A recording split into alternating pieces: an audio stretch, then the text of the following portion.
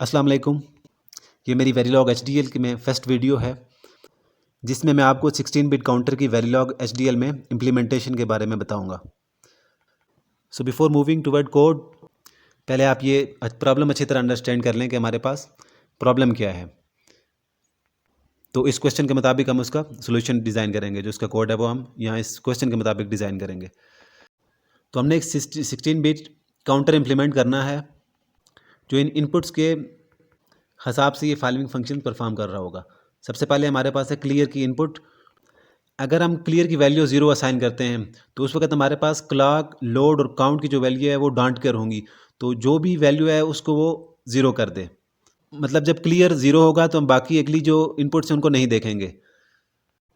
फिर नेक्स्ट है हमारे पास क्लियर। क्लियर की इनपुट जब 1 होती है तो फिर हम जो आगे नेक्स्ट इनपुट्स हैं हम उनको भी देखेंगे, उस हिसाब से अपनी फंक्शनैलिटी चेंज करते हैं। तो क्लियर की इनपुट 1 है, उसके बाद अगर क्लॉक का पॉजिटिव एज है तो फिर हम नेक्स्ट इनपुट्स पे मूव करेंगे, उनकी कंडीशन देखेंगे। तो सेकंड केस में हमारे पास क्लियर भी 1 है, क्लॉक का पॉजिटिव एज भी है, तो इस केस में क्या होना चाहिए। और फिर हम देखेंगे अगर लोड की वैल्यू भी 1 है, लोड की जो इनपुट है उसकी वैल्यू भी 1 है, तो हमारे कोड के मुताबिक क्या होना चाहिए कि जो इनपुट इस वैल्यू के अंदर स्टोर होगी वो हमारी लोड हो जाए। कोई भी बाइनरी नंबर, कोई भी जो अपनी वैल्यू रखी हुई है वो लोड हो जाएगी। वो लोड होकर हमें आउटपुट पे नज़र आ जाए। तो हमारे पास क्लियर का सेकंड जो लाइन है उसमें क्लियर भी 1 है, उसके बाद क्लॉक का पॉजिटिव एज है, फिर लोड हमारे पास 1 है।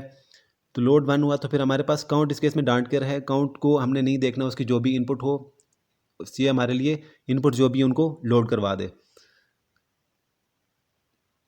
ये हमारे पास लोड होकर आउटपुट पे आ जाएंगी। क्यू आउट जो मैंने एक असाइन उसको असाइन हो जाएंगी जो भी वैल्यूज़ हैं।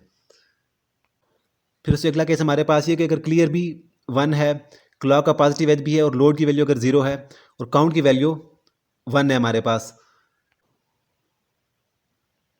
तो जो आउटपुट है उसमें एक वैल्यू का इंक्रीमेंट करे, एक बाइनरी नंबर का इंक्रीमेंट हो और नेक्स्ट स्टेट में चला जाए। इसी तरह अगर क्लियर 1 है, क्लॉक का पॉजिटिव एज है, लोड भी 0 है और काउंट की वैल्यू भी 0 आ रही है, तो हमारे पास कोई भी चेंज ना आए और बगैर किसी चेंज के जो हमारे पास आउटपुट है एज इट इज़ वो शो हो जाए। अब हम आते हैं कोड की तरफ। सबसे पहले हमने मॉड्यूल डिक्लेयर किया काउंटर, जिसके अंदर हमने लिखा क्यू आउट, काउंट, क्लॉक और क्लियर और लोड की वैल्यू हमने इसके अंदर लिख दी। फिर नीचे हमने क्यू आउट को 16 बिट का हमने आउटपुट डिक्लेयर की। फिर नीचे हमारे पास क्लॉक, क्लियर, काउंट और लोड हमने इनपुट डिक्लेयर की।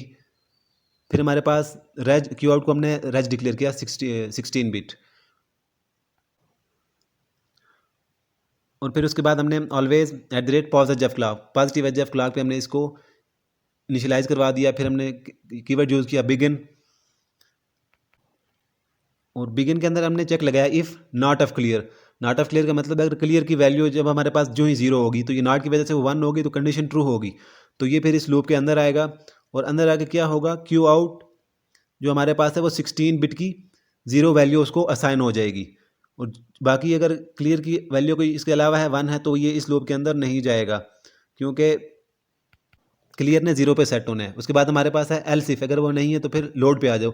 अगर लोड की वैल्यू हमारे पास 1 है तो उस वक्त क्या हो कि क्यू आउट में ये वैल्यू हमने कोई रख दी है, कोई भी वैल्यू आप है, ये हमारे पास क्यू आउट पे लोड हो जाए, ये उस पर शो हो जाए। और फिर अगर लोड भी 1 नहीं है तो हमारे पास फिर आएंगे इफ़ एल्स इफ काउंट। अगर काउंट की वैल्यू 1 है तो उस केस में क्या होगा, उसके वक्त क्यू आउट जो हमारे पास आउटपुट है उसको हमने किया क्यू आउट प्लस 1 बिट का 1, तो उसमें 1 बिट का इंक्रीमेंट ले आए, एक उसमें एडिशन हो जाएगी। तो उसके बाद हमने एंड लगाया और फिर उसके बाद हमने लगाया एल्स। अगर इन सब में से कोई भी कंडीशन हमारे पास ट्रू नहीं हो रही तो फिर उस केस में हमारे पास क्या हो, क्यू आउट जो हमारे पास है वो एज इट इज़ दोबारा हमारे पास आउटपुट पे ही डिस्प्ले हो जाए।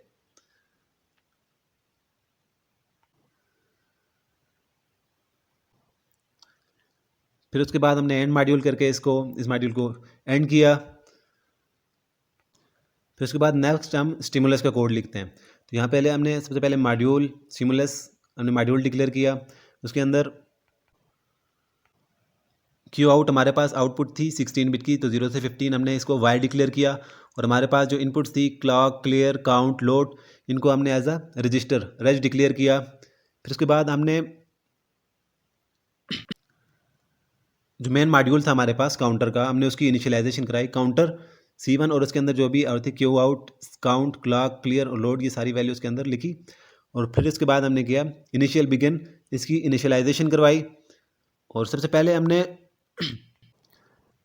क्लॉक को 1 बिट की 0 वैल्यू असाइन की। उसके बाद हमने लिखा फॉर एवर। फॉर एवर का कीवर्ड क्या करेगा, इनफाइनाइट लूप हमने चला दी कि clock is equal to not of clock, कि क्लॉक इन्वर्टेड क्लॉक होकर दोबारा हमारे पास शो होती रहे।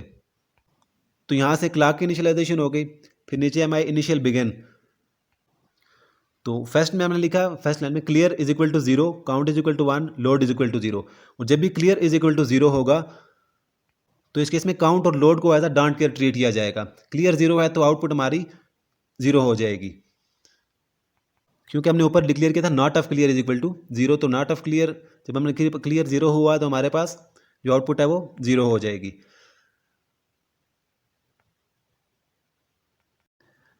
फिर 5 मिली सेकेंड के डिले के बाद क्लियर इक्वल टू हमने 1 कर दिया। उसके बाद काउंट इज इक्वल टू 1 और लोड इक्वल टू 0 किया। जब हमारे पास काउंट इक्वल टू 1 था तो इस स्टेट में वो काउंट नेक्स्ट बाइनरी स्टेट हमारे पास काउंट करेगा, और लोड इक्वल टू 0 है हमारे पास इस केस में।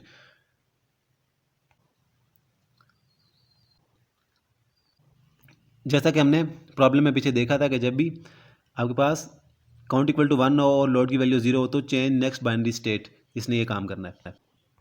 फिर उसके बाद 40 मिली सेकेंड के डिले के बाद क्लियर 1 ही रखा हुआ है, काउंट इक्वल टू 0 कर दिया और लोड इक्वल टू 1 कर दिया। अब ये होगा कि हमारे पास ये जो वैल्यू थी हमारे पास वही लोड करवा देगा। और इसी तरह हमारे अगली लाइन लिखी और फिर स्टॉप, फिनिश और एंड मॉड्यूल करवा दिया इसे। अब थोड़ी इसकी वेव फॉर्म को देखते हैं। तो ये आप देख सकते हैं कि आउटपुट में हमारे पास ये जो शो हो रही है ये हमारे पास क्लॉक की आउटपुट आ रही है कि क्लॉक चल रही है।